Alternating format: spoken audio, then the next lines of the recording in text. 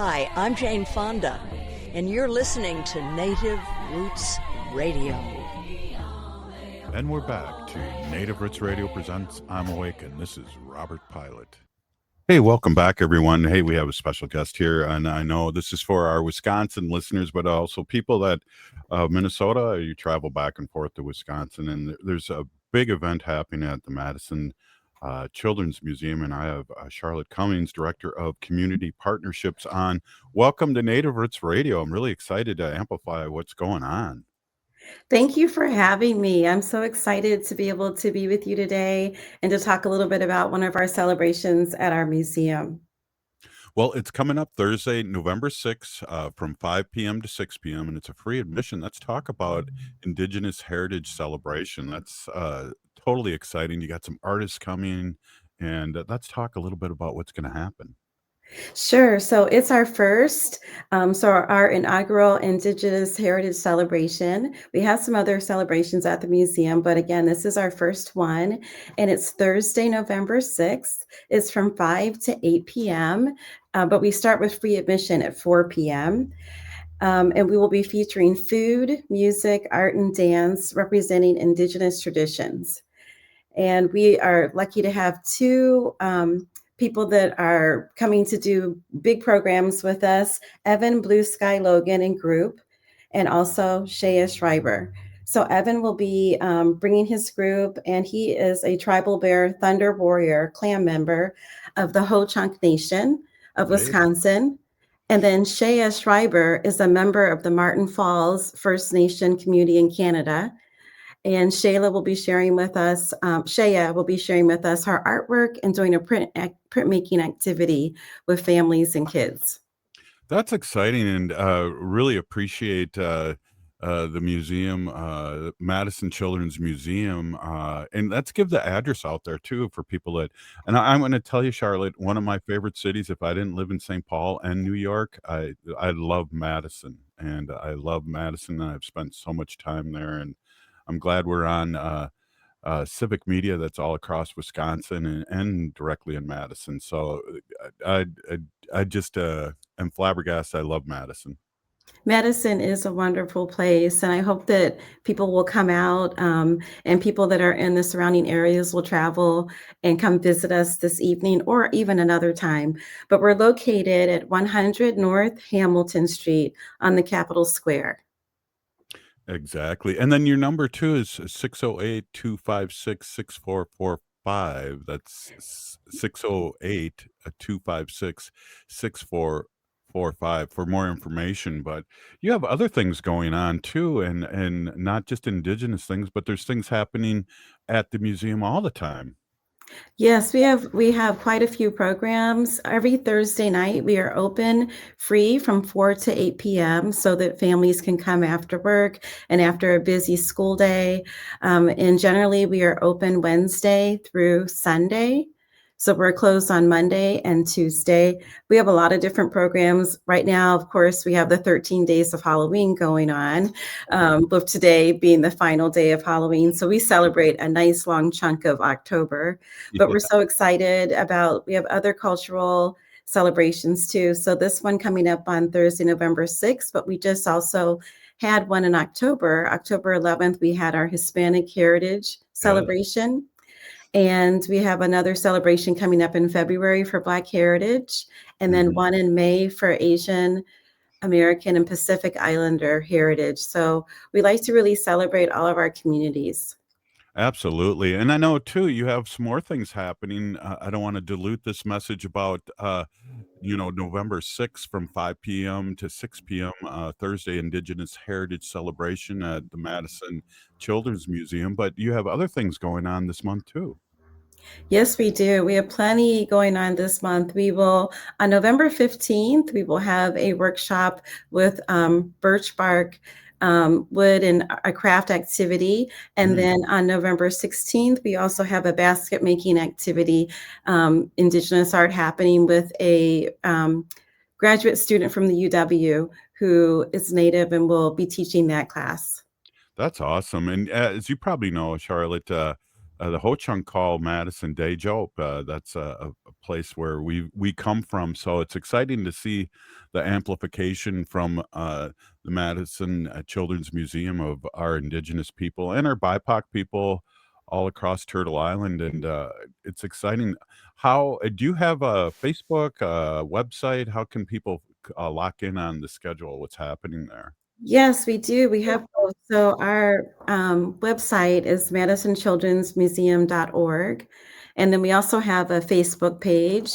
We're also on Instagram. And so you can reach us in a number of ways. If you put our name into the search engine, it will bring up Madison Children's Museum. That's exciting. I like to bring that up too because most people, we get a couple thousand people that watch us online live, but we also have a big audience out there that's probably driving in their car, and they got to remember this because this is the Madison Children's Museum.org, and then look it up and Google it and find out more. What else do we got going on here? Because this is flying by. Tell me a little bit about yourself. So I was previously an art teacher for the Madison Public Schools and also spent some time being a director of education at the Madison Museum of Contemporary Art. Cool. But when I came to the Children's Museum, it was like my love of kids and my love of art together. And I've been at the Madison Children's Museum for almost 3 years. Wow. I love it because a lot of my work is with the community. So really, I'm uplifting and honoring all of our community members in the Madison area and working on partnerships so that we can improve the quality of life for children and their families. So the Children's Museum, we see ourselves as advocates for children. And so a big portion of what we do are making sure that the museum is inclusive and welcoming for all. We have programs where people can come and visit the museum for very low cost. So we have lots of different things. When you come into the museum and you come to our front desk, we'll ask you if you qualify for a number of different programs. There's no need to show any proof. If you tell us you do, then you get a reduced rate. So we're just wanting to make sure that everybody is able to come to the museum. One of the things that we have that's unique in the nation, I think there might be one other museum that does it, is we have a Pay What You Can cafe. Cool. So because it's always fun for kids to go and have a new adventure, but they get hungry and they need a snack. So we have that available in our museum as well. Wow, that is awesome, and that's what we all should be doing, and it sounds like you guys are doing it, doing better because we can do better. Again, MadisonChildren'sMuseum.org, and we are talking about, oops, I just lost it. Darn it. We are just talking about, oh, there's a picture of you. I'm looking it up. The Indigenous Heritage celebration Thursday, November 6th from 5 p.m. to 8 p.m. One of the things too, Charlotte, mention that again about 4 to 8 on Wednesdays. It's free admission, you said? So on Thursdays, we have Thursdays, I'm admission sorry. Thursday evenings. So we're open primarily from 9 to 4 every day, but on Thursdays, we stay open that evening until 8 p.m. so that families can come out in the evenings and be able to visit the museum together. And it's free admission then. So typically right now, our admission prices are $14 per person, but we always are looking for opportunities to make sure that we're welcome and removing barriers for any families.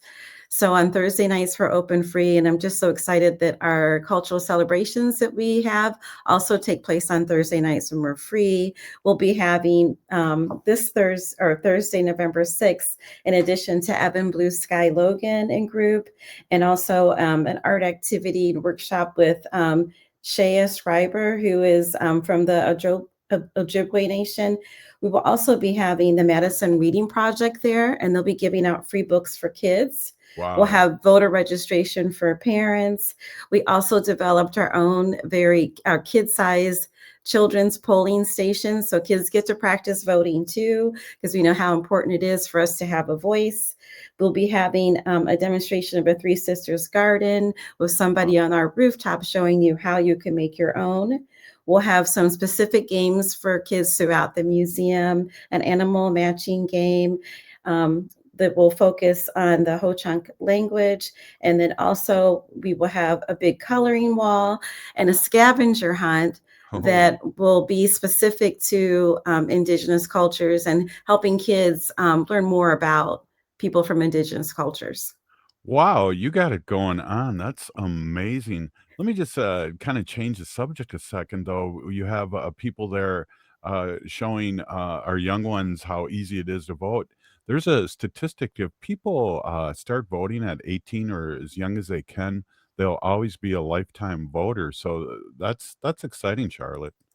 Yeah, we think it's really important. It's part of civic duty, and it's really important for people to have a voice. And we want kids to know how important it is. So we're encouraging adults that need to get registered and just being there to remind people that we have a lot coming up in the future, many opportunities to have your voice heard. And we want to remind people to do that. Wow. And again, I just love Madison, Wisconsin. Again, let me just wrap this up here. MadisonChildren'sMuseum.org. That's 100 North Hamilton Street on the Capitol Square. So, how far is that from the Capitol? Oh, we're just like the Capitol's literally across the street Yes. from the Children's Museum, so we're super close. And I've seen the museum many times. That's what I thought. That is awesome. And then there's plenty of parking. And, I'm old, so I remember when you could drive on State Street, and now it's just Oh. buses and bikes. That's how old I am. It's like I remember Rocky Pizza down in the street, driving down on Oh, State yeah. Street. So, wow, I really appreciate you coming on. Let's do this again. Please reach out when you have more things to promote, because this is game changing, and I really appreciate you coming on. We certainly will reach out, and please check our website, MadisonChildren'sMuseum.org, for more details. We hope to see you on Thursday night and see you anytime you want to come. We're excited to have our visitors and our community come. Big Peony Gigi, Charlotte. Up next, we have Bob Blake from Red Lake with Solar Bear with the Solar News. Thank you and have a great day. We'll see you soon. Thank you. We'll be right back. This is Native Roots Radio.